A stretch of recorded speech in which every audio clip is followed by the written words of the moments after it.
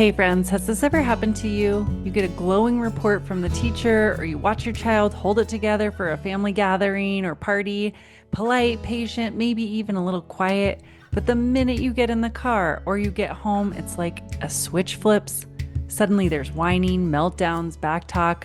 If you've ever wondered why can they behave so well out there but fall apart at home, you are not alone, and today's episode is for you.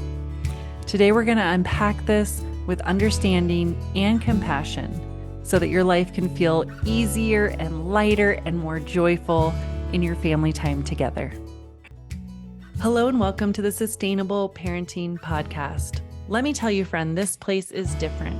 We fill that gap between gentle parenting and harsh discipline that's really missing to parent with kindness and firmness at the same time, and give you the exact steps to be able to parent in ways that are more realistic and effective, and for that reason, finally feel sustainable. Welcome.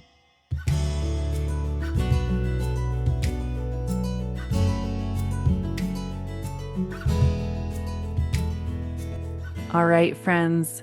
So I'm so excited to help you understand what's underneath this behavior and 3 ways to solve it. And you're really going to understand these solutions after I share a story with you about Whitney, who came to understand the power of a carrot, and a client named Stephanie, who came to understand the power of a buffalo.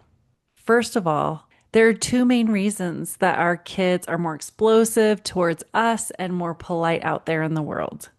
First, it's a compliment. I know it's like, wait, I don't want that kind of compliment. I want the I love you so much, you're the best mom ever compliment. But honestly, that's what this behavior is conveying, because our kids only are more explosive and test more boundaries because they feel safe enough with us to do so. There's something very real called the after school restraint collapse, or after camp restraint collapse, after party restraint collapse. And it's this essence that they're holding it all together as much as they possibly can. And then when they come home, it's like, oh, okay, finally I can let down all the effort I had to put in to being in that space.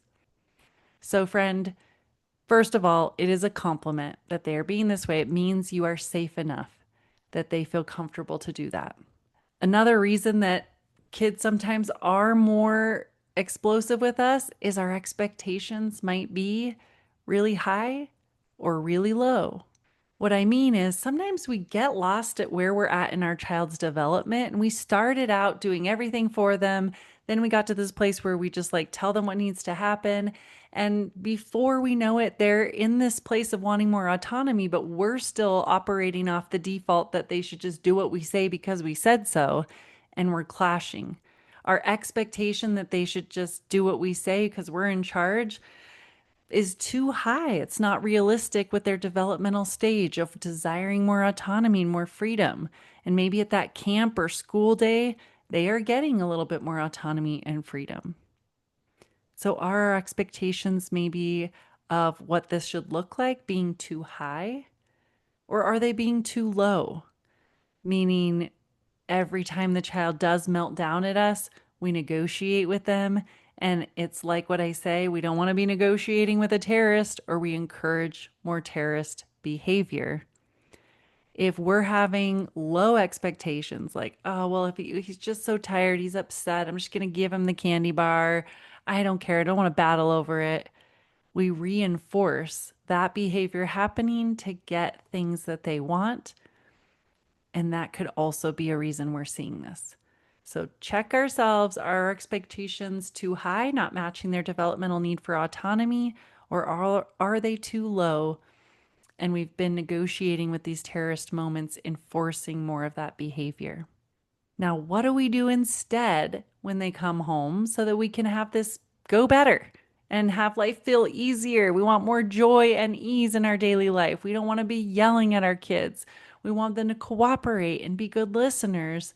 So when they get in our car or they get home with us after some time at school or a camp or party, I want you to think about these key 3 solutions. And remember, in just a moment, we're going to be talking about how that solution came out with the value of a carrot and the value of a buffalo. First and foremost, check the vitals. One client, Whitney, really learned this when she was saying, gosh, every time I pick up my daughter from school and we do a walk home, she's just so difficult. She flops on the ground. I feel like I have to pick her up and drag her. We end up in these screaming matches. And I'm like, my gosh, you were just so great when I got you from school. What is happening? So she started to implement bringing some carrot sticks with her so that they could nibble on those as they walked home. And what do you know? The child was way more regulated, and it also just made this like more communal moment. Secondly, if your kid gets easily overstimulated in the car or through their day, then they're put into the car with a screaming younger sibling or a sort of annoying younger sibling, then let's empower them with ways to put on headphones. Or let's empower them with a way to be able to have noise canceling ear coverings or even just little tiny earplugs. Let's empower them with squishy toys that they can use to squeeze out the aggression or adrenaline that they had through the day of being overstimulated. And the more a child might have some sensory challenges, the more we definitely want to have a sensory toolkit for that ride home or a plan for a bit of their sensory diet, like large joint compression happening as soon as we get home. And for more, if your child may have some sensory challenges at the end of the day, please check out episode 42 of mine, where it was titled Why Typical Strategies Don't Work with Neurodivergent Kids. Because this is a unique thing that we want to make sure we're addressing. Episode 42, helping you with neurodivergent kids. All right, step 2 is connect before you correct. Now, you've probably also heard about this throughout the time in being a listener here at Sustainable Parenting. And if you haven't, please make sure you click the subscribe button so you don't miss future episodes to really get the full tool belt of sustainable parenting tools.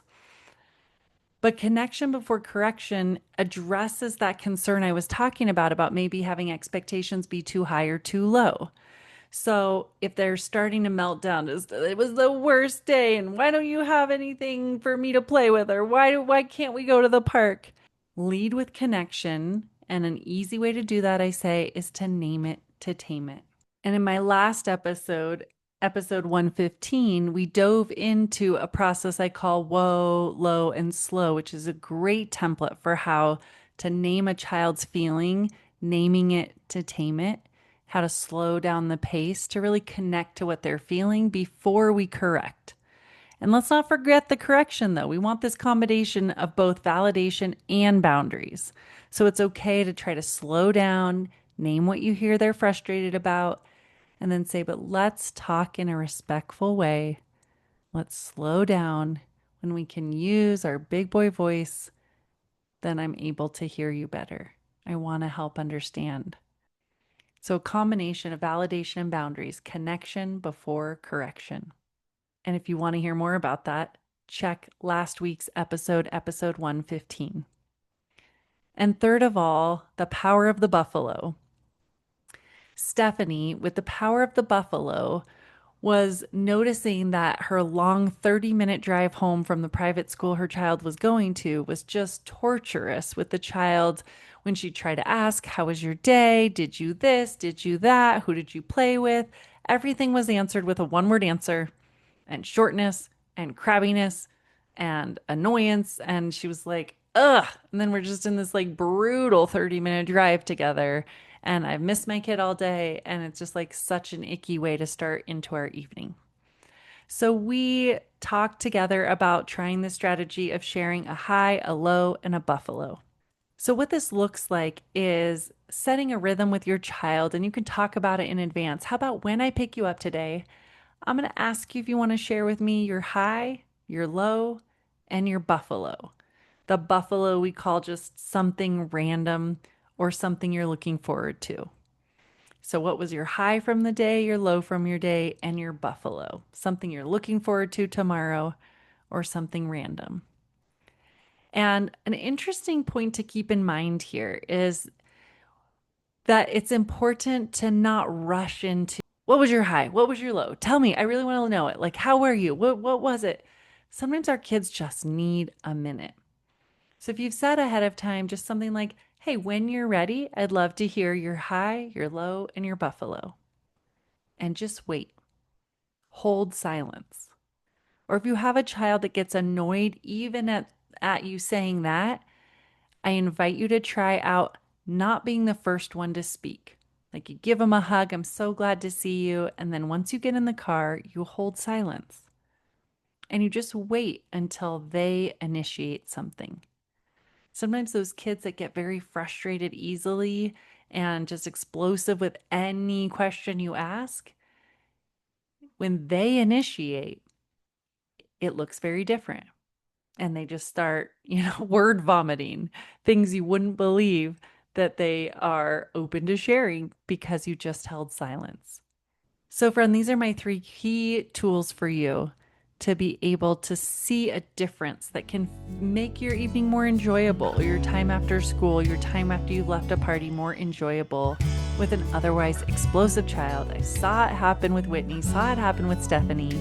The power of the carrot, the power of the buffalo, and these other tools of connection before correction, validation, and boundaries. I hope this serves you to be parenting with kindness and firmness at the same time, so parenting can finally feel sustainable. And friend, join us next week as we're going to dive into how we can often feel like failures in motherhood or fatherhood and the truth about that feeling. See you then.